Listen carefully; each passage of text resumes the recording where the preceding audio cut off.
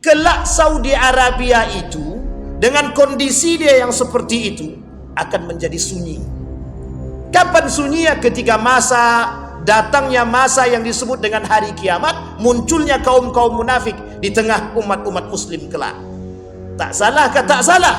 Sekarang sudah mulai dibolehkan orang-orang non-muslim masuk, baik ke Mekah maupun ke Madinah, dengan celana pendek sekalipun.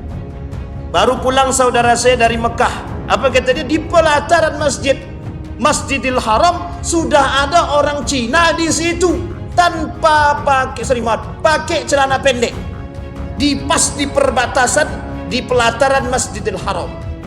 Coba bayangkan, sampai di tanah Arab itu menghijau. Salah satu tanda kiamatnya kalau kita melihat, kata Nabi, nanti di tanah Arab itu semua menghijau.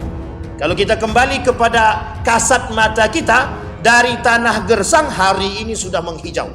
Apa yang tak bisa dilakukan oleh Saudi hari ini? Wattaqullaha alladzi tasaaluna bihi wal arham innallaha kana 'alaikum raqibah. Wa qala Allah ta'ala ya ayyuhalladzina amanu taqullaha wa qulu qawlan sadida yuslih lakum a'malakum wa yaghfir lakum dhunubakum wa may yuti'illaha wa rasulahu faqad faza fawzan azimah. Puji syukur kehadirat Allah atas limpahan rahmat dengan mengucapkan alhamdulillahirabbil alamin. Bersalawat kepada Nabi dengan mengucapkan Allahumma salli ala Muhammad wa ala ali Muhammad fil alamin innaka Hamidum Majid. Bapak Ibu sekalian yang berbahagia, mudah-mudahan di sore hari ini Allah limpahkan rahmat dan karunia-Nya kepada kita semua. Allah berkahi, Allah sehatkan, Allah kuatkan, Allah istiqamahkan kita dalam ketaatan dan kebaikan.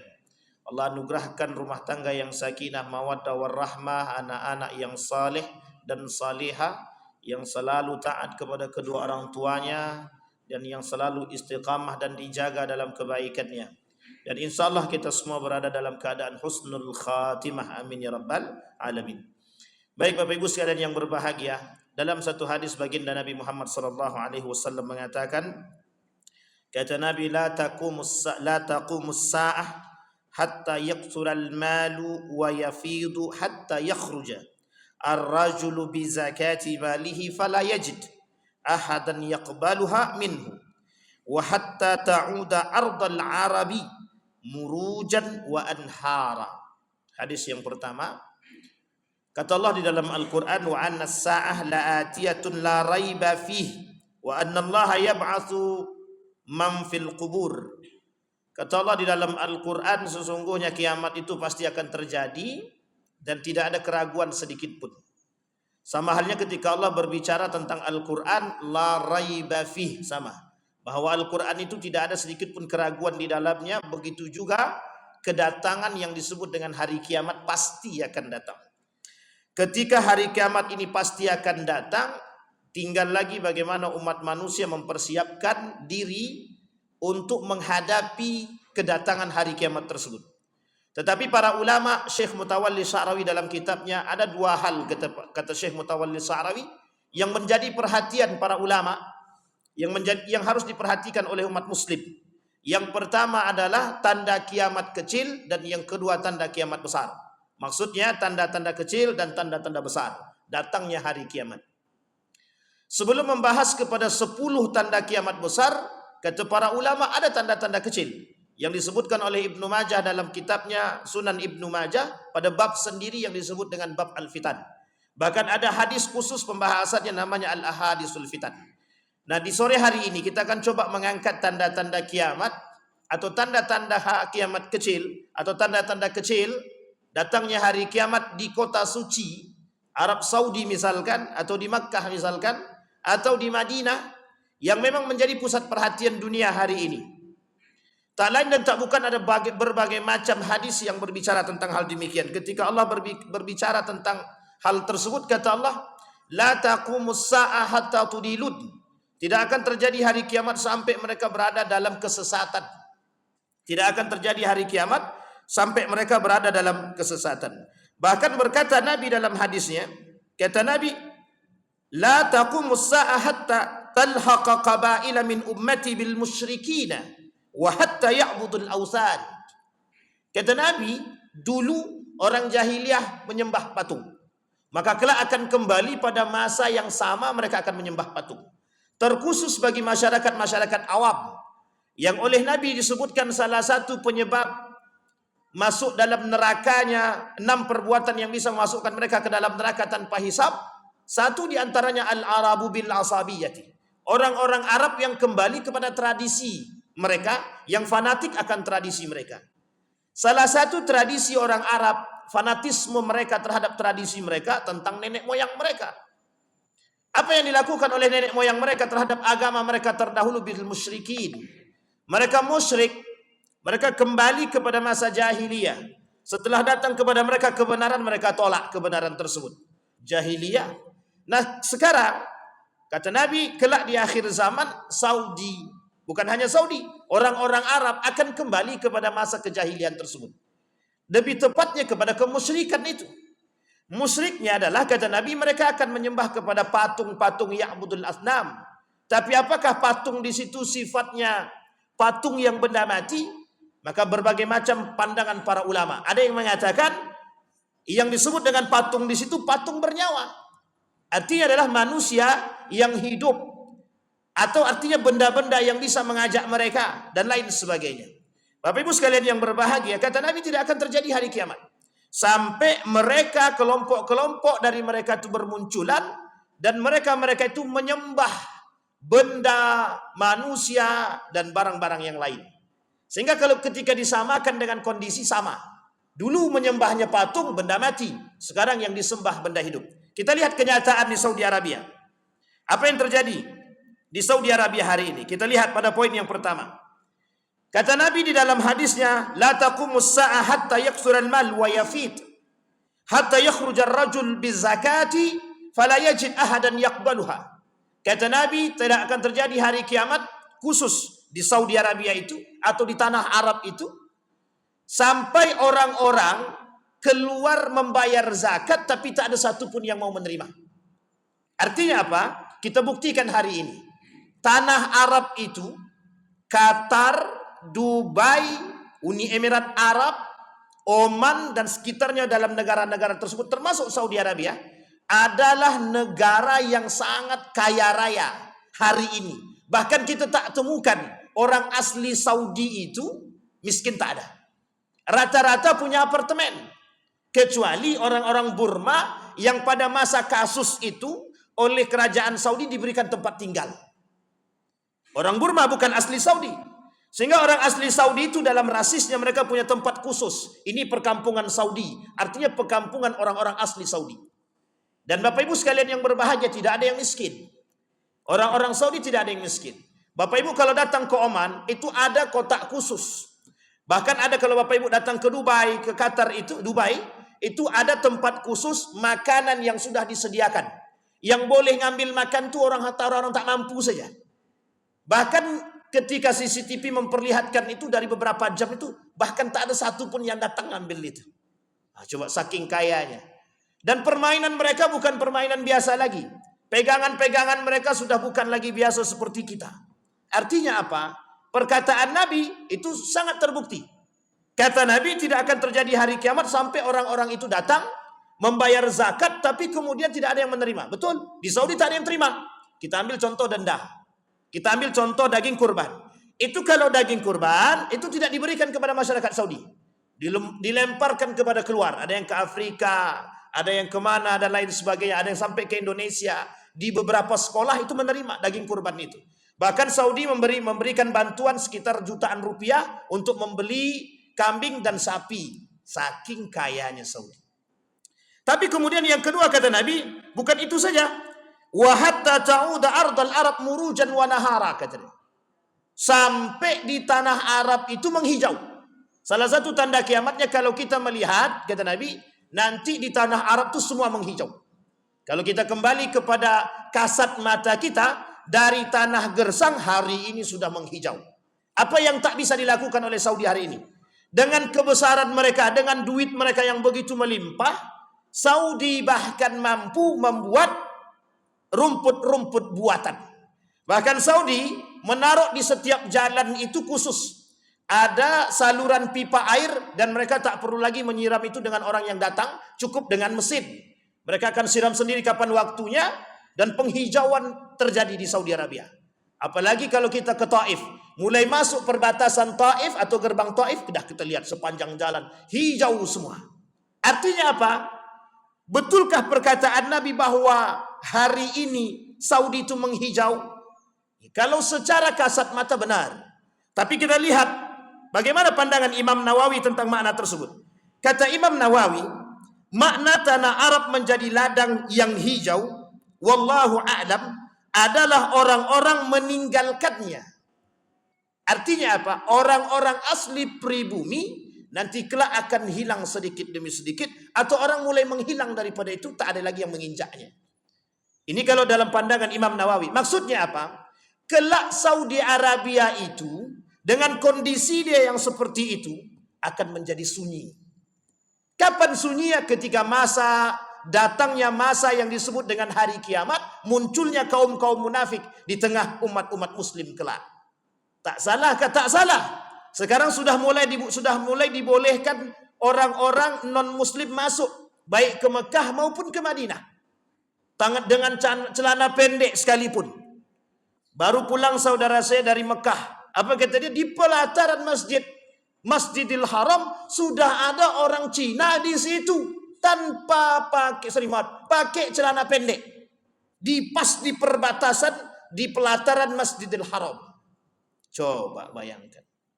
Artinya apa? Saya mengutip dari pernyataan Ustadz Firanda. Kata Ustadz Firanda itu memang liberalisme itu merajalela. Cuma di Saudi itu khususnya kata beliau, memang liberal itu dah masuk, liberalisme itu dah masuk, hanya saja pluralisme belum. Maksudnya pluralisme itu apa? Membenarkan agama yang lain di Saudi mungkin tidak diterima. Tapi liberalisme di Saudi itu sangat terjadi. Nanti kita lihat pada hadis yang ketiga. Betul apa tidak pernyataan demikian? Seperti apa yang dikatakan oleh oleh baginda Nabi Muhammad SAW tentang Saudi.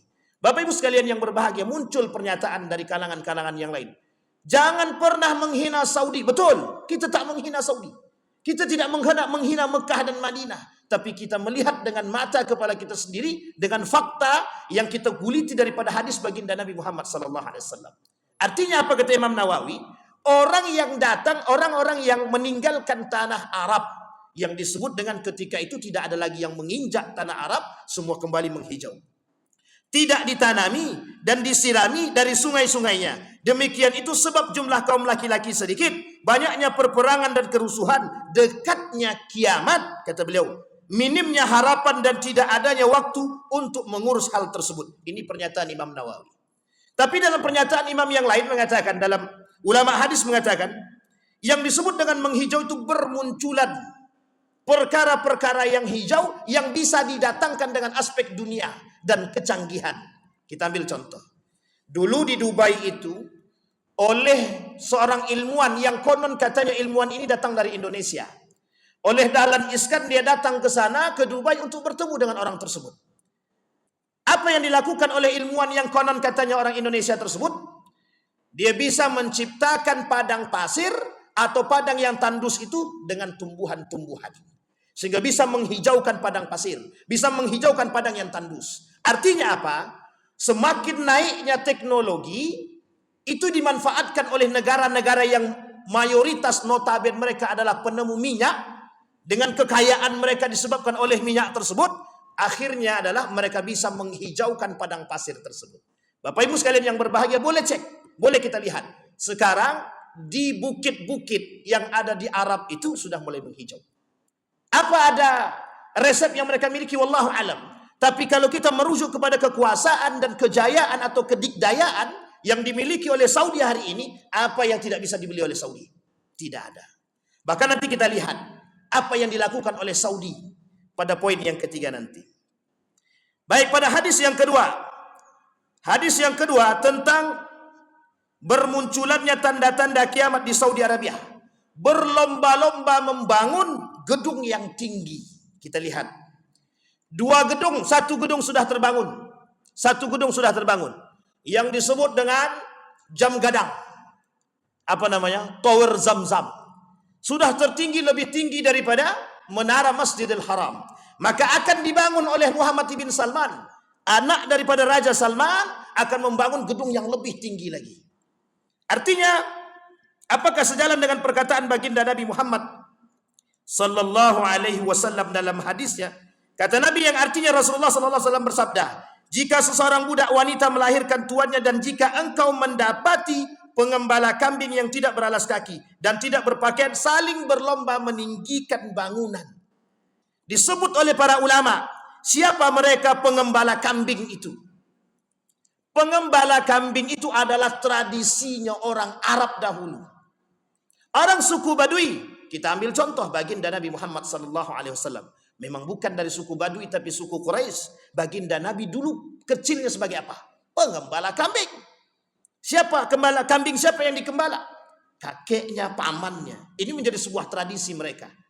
Artinya apa? Hadis ini merujuk kepada pemahaman demikian. Akan kalian lihat bangunan megah di Saudi Arabia.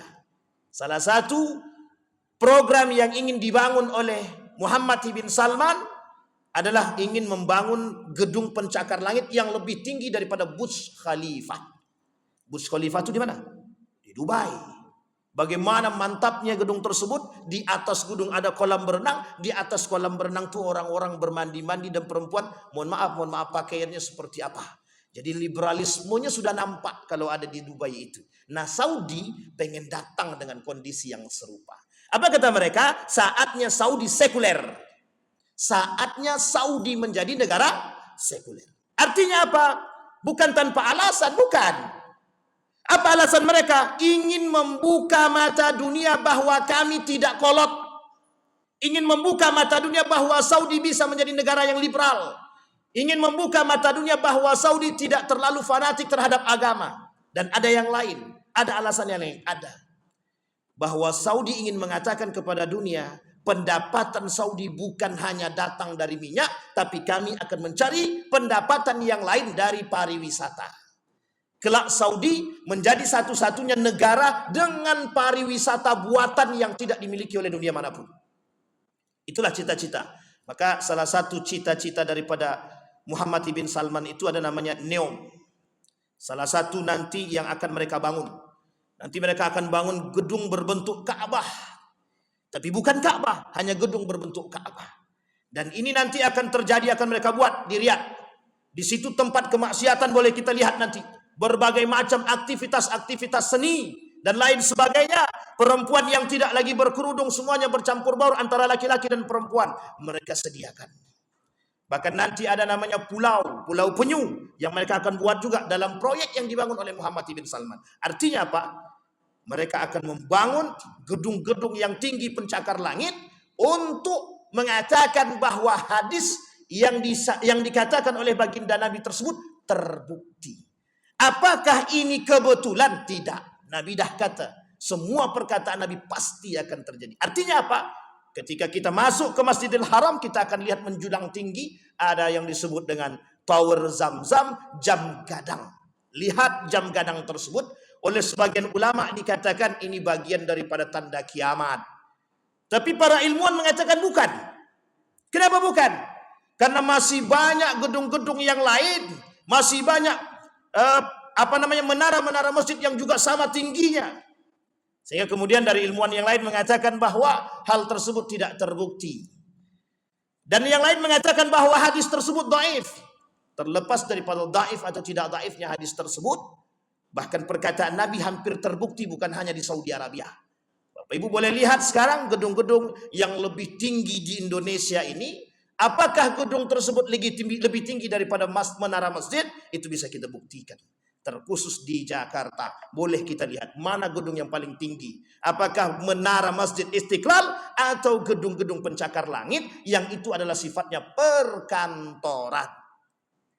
Bahkan di Dubai itu bukan perkantoran, bukan. Tempat maksiat. Burj Khalifah menyediakan tempat-tempat wanita-wanita yang mohon maaf, ini yang disebut dengan liberalisme, sekulerisme. Bagaimana membuat tempat tersebut menjadi liberal? Artinya apa? Kebebasan itu tidak menutupi agama, bukan menjadi poin penting untuk menjadi mereka lebih bebas. Artinya mereka buat tempat khusus bagi mereka yang jadi liberal. Ketika kita sandingkan kalimat ini kepada mereka, mereka menafikan. Tapi ketika layar televisi menunjukkan bahwa liberalisme satu negara tersebut terjadi yang notabene adalah negara Islam, mereka mungkin tak bisa menolak. Hanya saja mungkin mereka berkilah bahwa kami adalah negara Islam. Negara Oman misalkan, negara Dubai, negara Qatar dan lain sebagainya, negara-negara Uni Emirat lainnya berlomba-lomba ingin membentuk Eropa yang baru di Timur Tengah. Ingat kalimat itu, Eropa di Timur Tengah. Jadi bukan Eropa lagi yang di sana. Eropa akan pindah ke timur.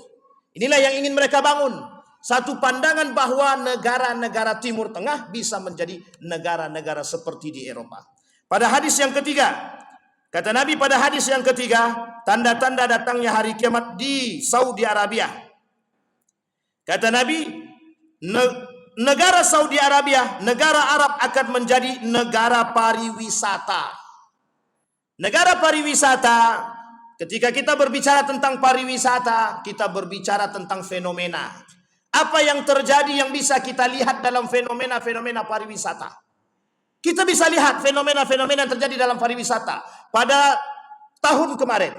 Karena ini sudah 2025, kita merujuk sedikit di tahun 2024. Saudi Arabia mengadakan satu pesta, satu event, yang event tersebut membuat replika Ka'bah, yang di atas replika Ka'bah tersebut berdiri seorang wanita, yang di atasnya wanita berjoget tanpa busana. Daerah Riyadh, kita tak lihat. Dengan penyediaan pariwisata, bahkan mohon maaf, bermunculan diskotik-diskotik, kemudian bioskop-bioskop di beberapa kota-kota di Saudi Arabia, termasuk di kota Madinah dan juga di kota Makkah. Meskipun yang tak masuk dalam perbatasan haram, tapi setidaknya itu sudah menunjukkan kepada kita kebebasan yang diberikan atau yang dibuka oleh penguasa-penguasa tersebut agar jalur sekuler mulai masuk sedikit demi sedikit. Artinya apa? Tidak hanya kebebasan wanita yang kami berikan, tapi kebebasan beraktivitas, berkreativitas juga akan kami buka bagi masyarakat-masyarakat, agar mereka bisa terlepas dari kongkongan-kongkongan tradisional. Mereka anggap bahwa Islam ini datang dengan ketradisionalan. Artinya apa? Orang yang berpegang teguh pada nilai-nilai keislaman itu disebut sebagai orang-orang yang kolot. Merujuk kepada pemahaman Rashid Ridha, seorang ulama yang ahli tafsir. Apa kata dia? Kata, Islam perlu membuka pola pikir. Jangan tertutup dengan kongkongan-kongkongan tradisi agama. Artinya apa? Buka pikiran agar bisa sedikit lebih liberal dan kita bisa menerima kedatangan-kedatangan bangsa yang lain dengan program-program atau proyek-proyeknya Eropa. Cara mereka merusak pola pikir manusia. Bapak Ibu sekalian yang berbahagia, itulah yang terjadi di Saudi Arabia. Bahkan dalam riwayat yang lain Nabi kata kelak akan muncul dari timur itu, kata Nabi, tanduk setan. Yang oleh sebagian ulama berbeda pendapat. Ada yang mengatakan dari Najd, ada yang mengatakan perbatasan Saudi, ada yang mengatakan itu di Irak dan lain sebagainya.